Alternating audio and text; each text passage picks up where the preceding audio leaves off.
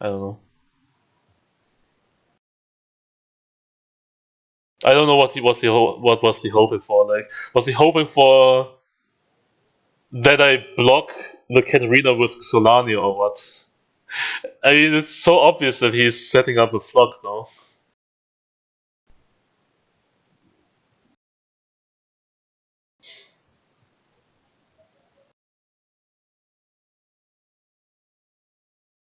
And then this game, yeah, a full mulligan. And yeah, he has one Scorched Earth in his deck. But other than that, I have the better deck list for the mirror. Annie is like really good in the mirror. But yeah, he has his Ravenbloom and I don't. Uh, yeah, it's like very bad. Him having Ravenbloom does not feel good for me if I don't have it. I mean, this matchup is all about just Rexing, right? I chose not to trade off this 2-2 because I kind of needed a unit on board to be able to draw cards here. Any trades against heavy metal here, and then I think I just only attack with a 2-1.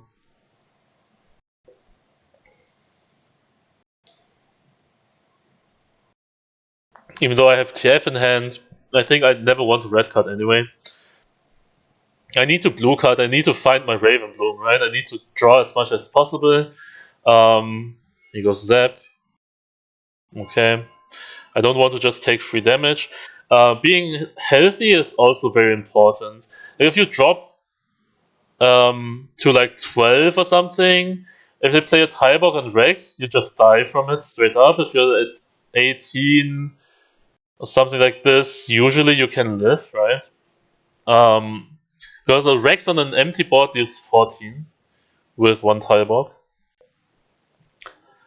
So yeah, we have the MF here. It's pretty nice. And here you can already see like this MF feels so much better than a Katarina now. I also get one progress, like the Blazedash would have gotten, and it's like 1 mana less, she has more HP. And he had the answer with the flock, but if he doesn't have the flock, it's like even harder for him to deal with, I don't know.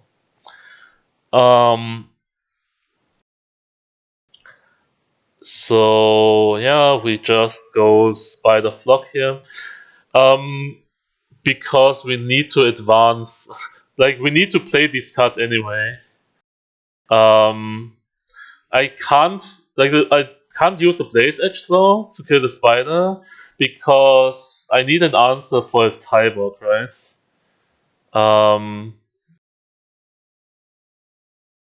But here goes I here, which is fine. Don't really have a play, so we just pass.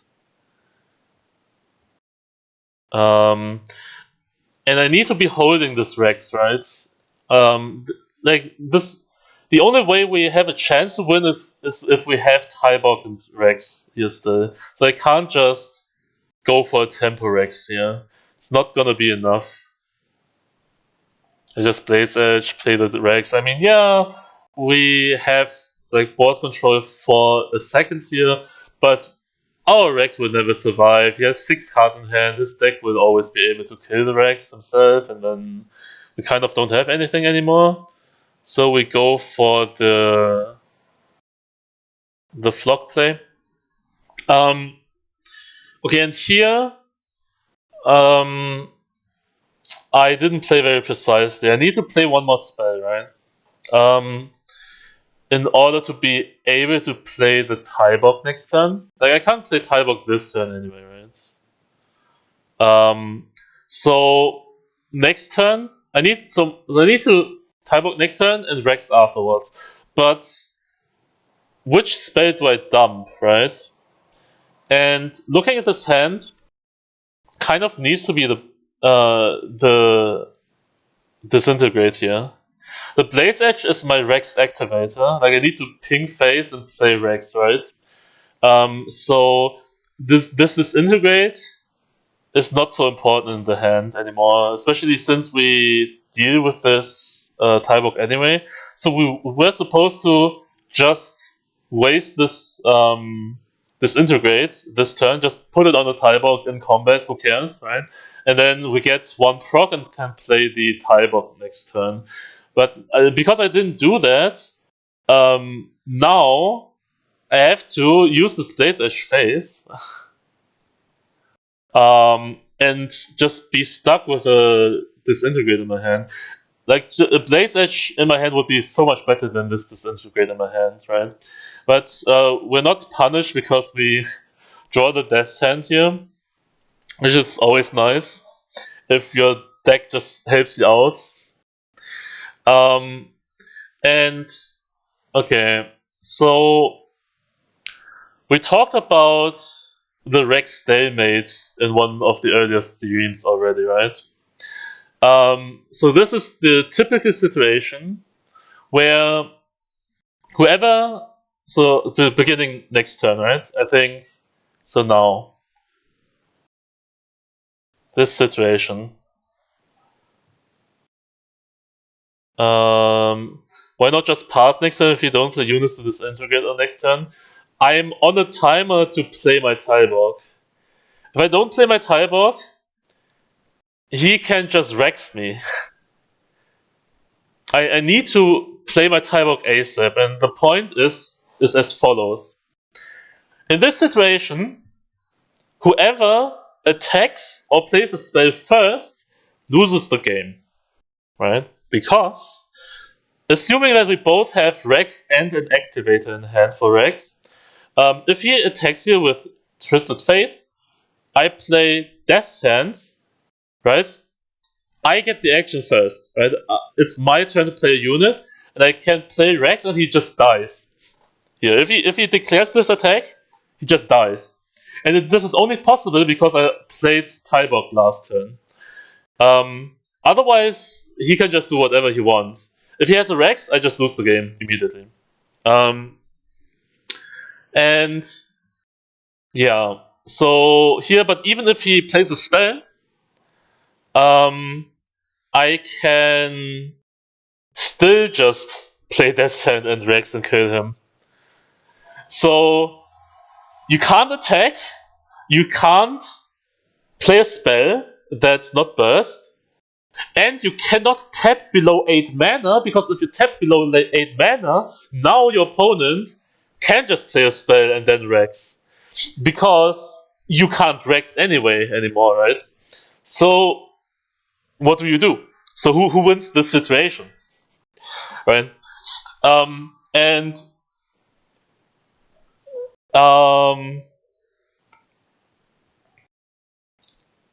can respond to Tybok with either.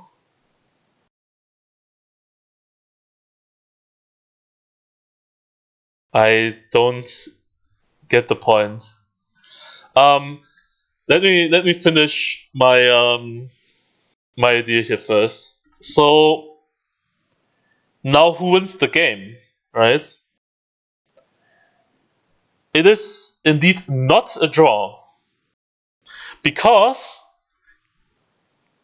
if both players understand this stalemate, nobody can do anything, right? But what happens if nobody does anything? We just click the pass button all the time, and then we just draw, and you know, one of the players is likely to have drawn more cards this game than the other. So that player who drew more cards, he's gonna eventually lose the game because he just decks out, right? So now this player has to do something.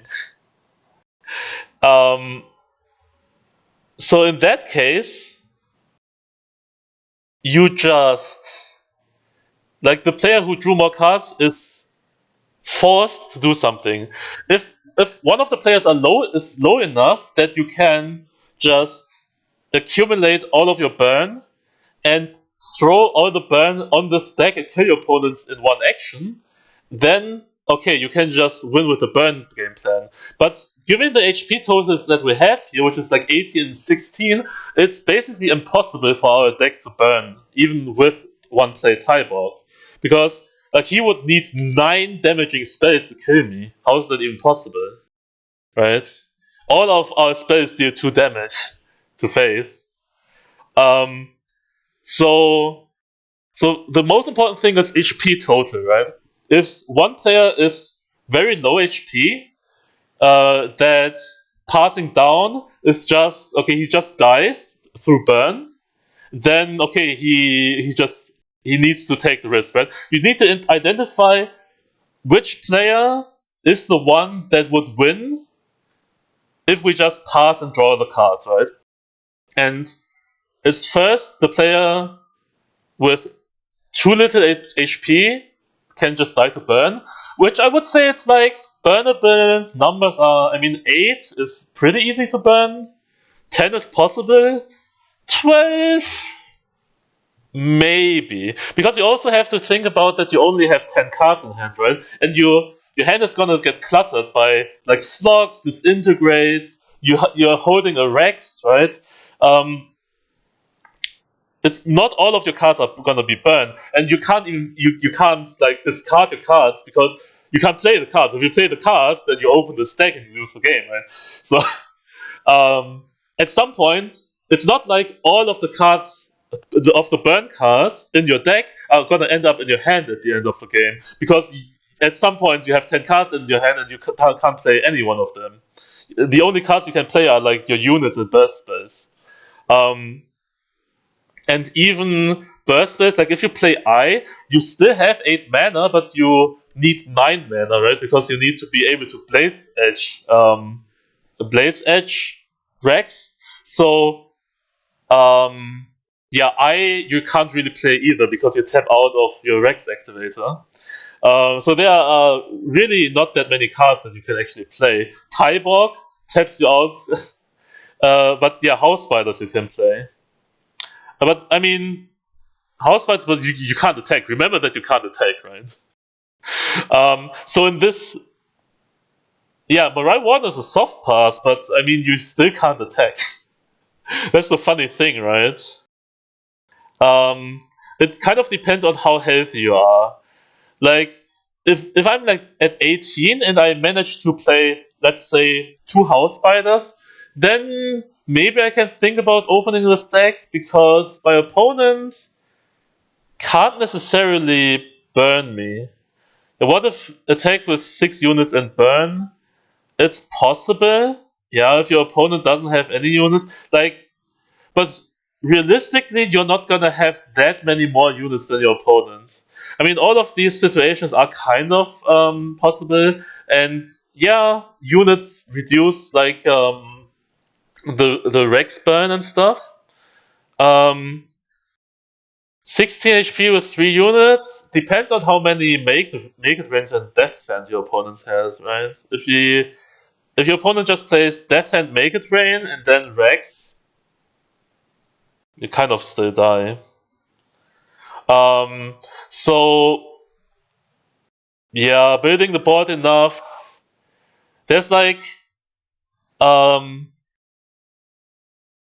it's not like completely deterministic, right? But the basic idea is if you have an HP advantage, that's the most important advantage you can have in this situation. And then if both players are very healthy, whoever drew less cards has the advantage because you're not forced to do anything. The player who drew more cards has to do something. And in this situation, I think Sonic Holic maybe understands the situation. And in this game, we're both very healthy, and I drew less cards than him. So,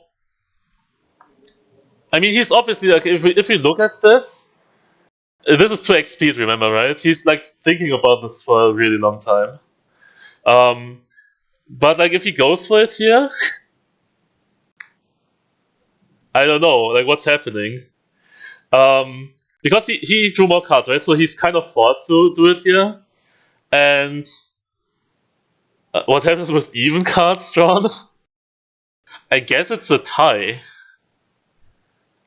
It's very rare that that happens, though.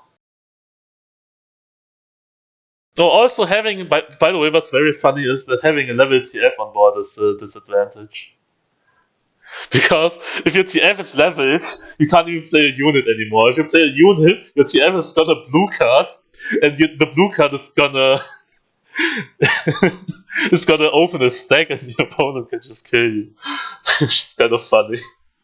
But yeah, here he just needs to take the risk and hope that I don't have Death Hand Rex, right? Because like Blade's Edge Rex does not actually kill him either here. It's just Death Hand Rex, or I guess Make It Rain Rex. There are like possibilities, but I only have 4 cards in hand, so he chose to take the risk here and just hope that I don't have it, because the pass down game plan does not seem to be good for him in this situation. What if he Death Hand his own TF? First of all, it's impossible because Death Hand only is castable on your opponent's units. But even if you could, yeah, I just queue my Death Hand on the TF anyway.